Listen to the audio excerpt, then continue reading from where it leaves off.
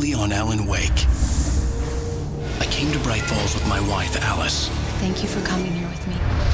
I thought maybe you could write here. I don't want to hear it! God damn it, Alice! Now, she's missing. Alice? Alice? I woke up behind the wheel of a crashed car. I'm missing a week. I was attacked by shadowy men straight from a nightmare. The sheriff took me to the lake Alice and I had stayed at, but the cabin had disappeared.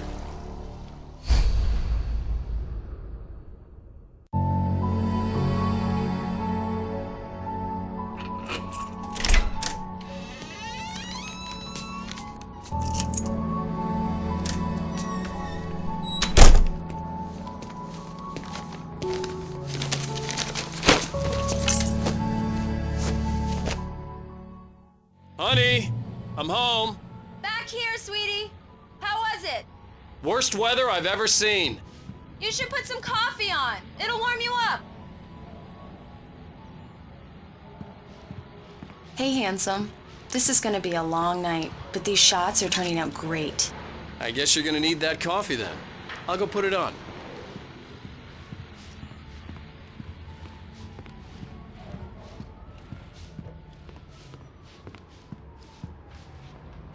Coffee's on. Great, thanks. I'll need it if I'm gonna finish this by tomorrow.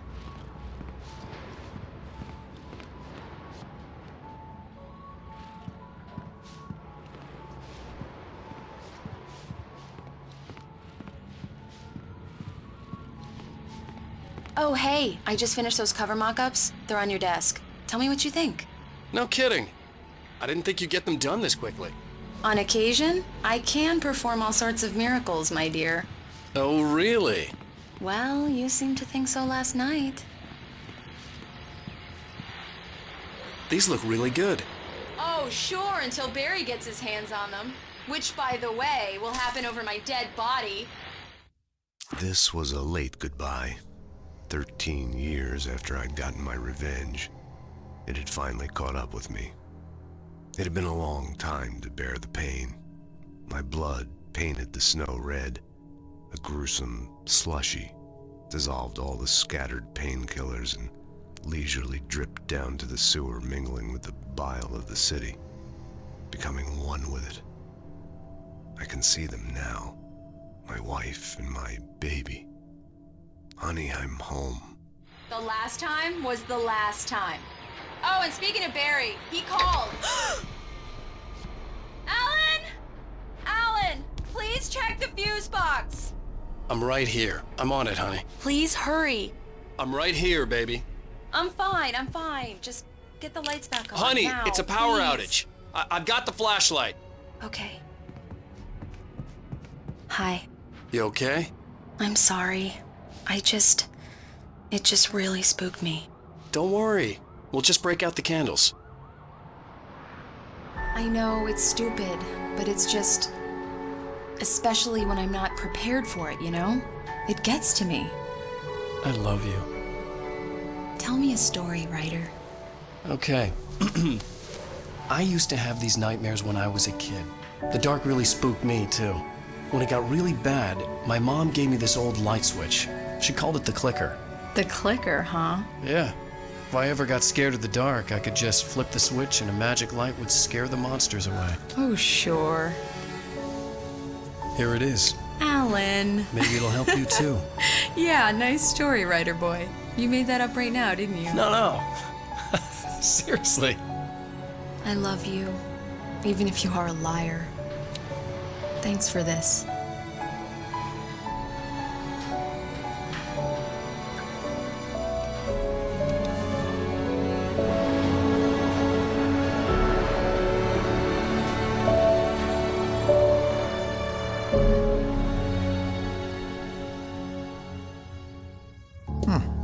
How do you feel, Mr. Wake? Any nausea, disorientation, anything like that? Mr. Wake, how are you feeling? I'm okay. My head's fine. I had to lie about my headache and memory loss. He'd send me to a hospital for tests. I couldn't leave without Alice. Very well. I don't think you have a concussion, but you've obviously been through quite a shock. You should take it easy for a couple of days. Thanks. Well then, Mr. Wake, we're done here. If the pain gets any worse or you experience any other symptoms, you should come see me. I'll let you get on with it then. Sarah, Sheriff Breaker, is waiting for you. She's very good at her job. I'm sure she can locate your wife in no time.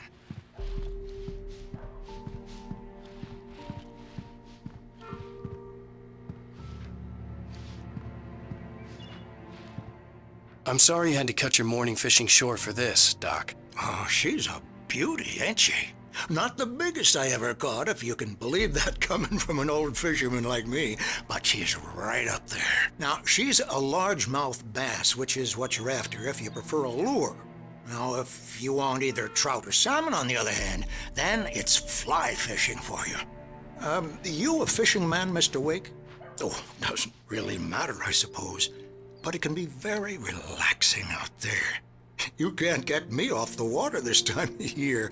Closest thing to heaven. I'll take your word for it, Doc.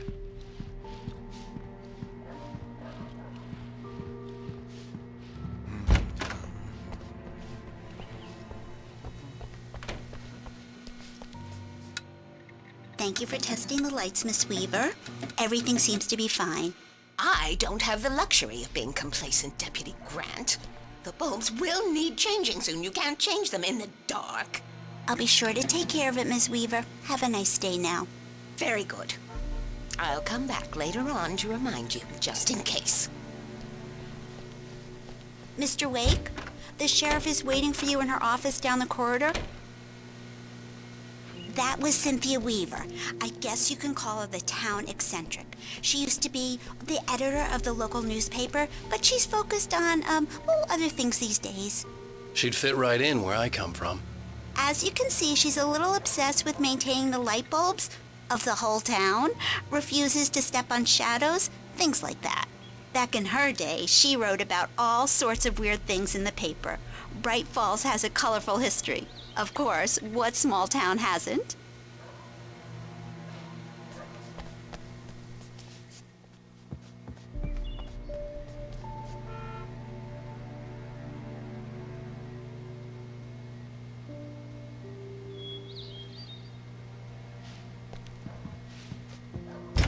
Come in, Mr. Wake.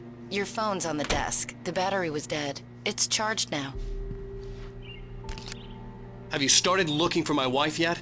My men are already on it. Now, can you tell me what happened? I'm not sure. I can't remember.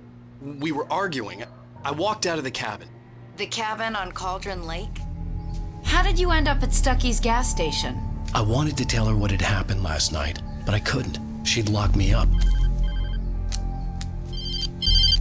Excuse me. I need to take this. Hello?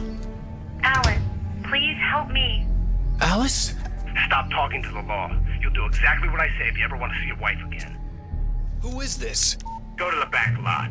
There's a hole in the fence on the left. Look inside the junker. I left a little something there to convince you we're all on the same page here. After you ditch the cops, you're gonna meet me in Elderwood National Park. There's a spot called Lover's Peak. Midnight.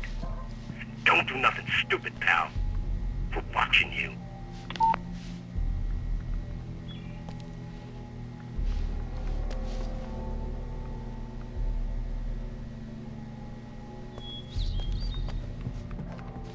Mr. Wake, can I help you with anything? I need to get some air. The sheriff said I could go out back. Of course, Mr. Wake. You can get there through the cell corridor. Just don't mind Walter in there. He's one of our regulars. I thought he'd quit drinking for good.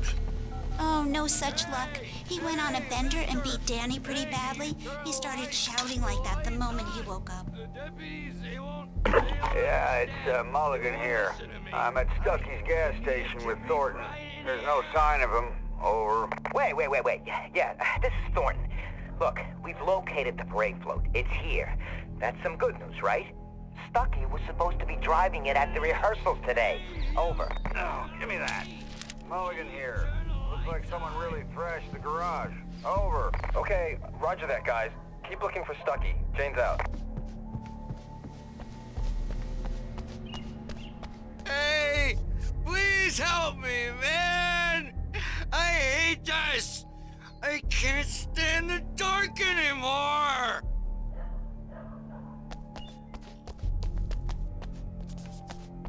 Please turn the lights on! Hey! Please turn the lights on! Thank you, man, thank you. Hey, you're alright. You're a good guy. Don't let anybody tell you different. You know, I shouldn't even be in here. The cops, they got it all wrong. See, sure, I beat him up, but I wasn't drunk. I mean, I wasn't drunk at the time. I only got drunk afterward. Okay, listen. You gotta listen carefully now. Here's the kicker. That wasn't Danny. No, sir. It only looked like him. You wanna know who it really was? I'll tell you who it really was. It was a goddamn space alien! I know it sounds like something a drunk would say, but believe me, I wasn't drunk then. The early morning light hurt my eyes and made my head ache. The man on the phone had said, go through the fence on the left.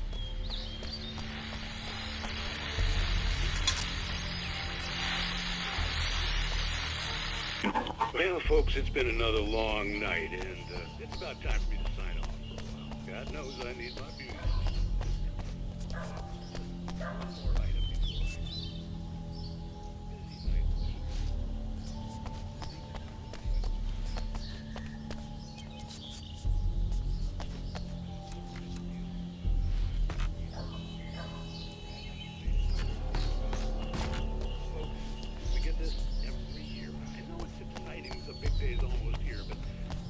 Let's save it for the party and leave the gunplay for the shooting competition, huh? There's no point in getting all worked up yet.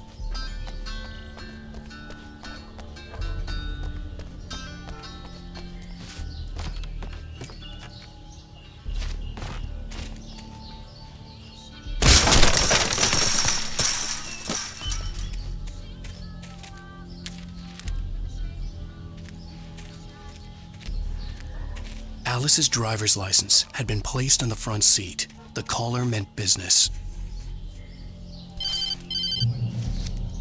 Barry? Ow! Thank God! Where the hell have you been? I've been trying to reach you for a week, you and Alice. Oh, I've been worried sick. I flew out yesterday. I'm here in Bright Falls. Barry, listen to me. I'm at the sheriff's station. Come and get me. I can't talk now. Ow! What the hell is going on? I had to get the sheriff to let me go. I needed to get to Elderwood National Park to meet Alice's kidnappers.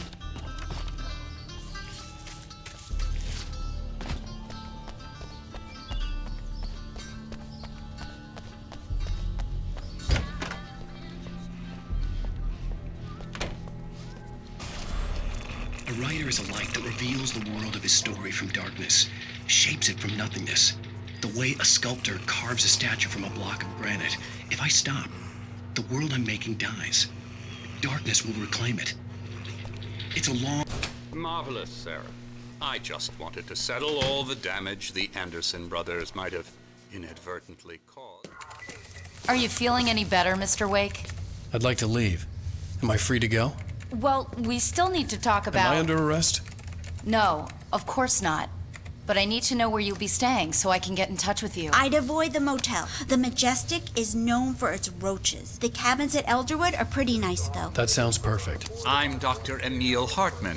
I'd like to invite you to stay at Cauldron Lake Lodge. Did you talk to my wife? I had the pleasure of discussing your situation with her on several occasions. Did you set something up with her? I invited her here. My clinic is a place where... Oh!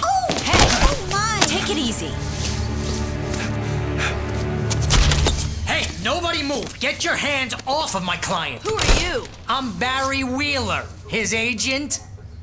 If you have business with Mr. Wake, you talk to me. You yokels won't know what hit you once I sick my lawyers on your asses. No harm done, Sarah. I'm all right. I don't want to press charges. Mr. Wake, my offer still stands. Get me out of here. What the hell was that about, Al? We don't need a replay of that thing with the paparazzi. I thought they were gonna lock you up. I had to talk to someone. I told Barry everything. He thought I was certifiable, but when he heard about the manuscript, I had him. The fact that I'd written something, even if I couldn't remember it, was enough for him. He smelled money. And he believed that Alice had been kidnapped. Anything beyond that was another story. I had a midnight appointment with the kidnapper in a place called Lover's Peak, somewhere in Elderwood National Park. The plan was to rent a cabin. I don't like it, Al. I don't like any of it. It's not good. In fact, it's the absolute opposite of good. Mr. Wake!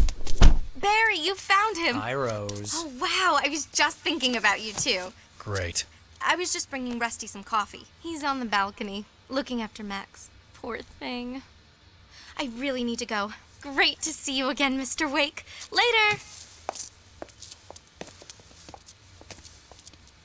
Who's Max? What an airhead. Jeez, Mr. Takes a swing at everybody. This is not her fault. She's a very nice girl and, more importantly, a fan.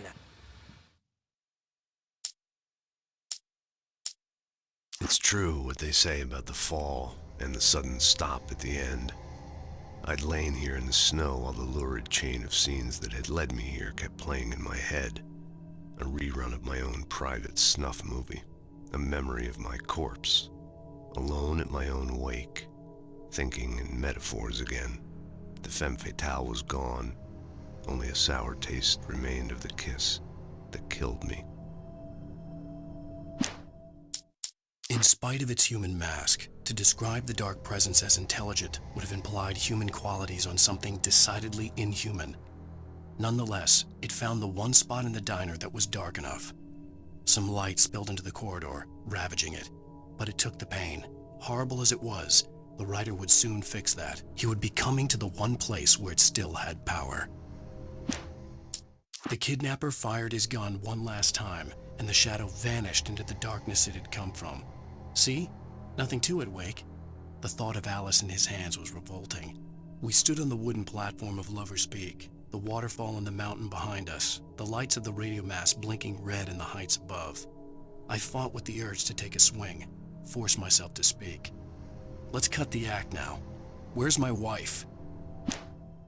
Alice looked through the viewfinder, lining up the shot. Cauldron Lake was breathtaking. Something caught her eye. A figure standing in the shadows behind the cabin, like a thin woman in a black dress. She lowered the camera and looked again. No one there. Just a collection of bushes that looked vaguely human-shaped. She shook her head and laughed.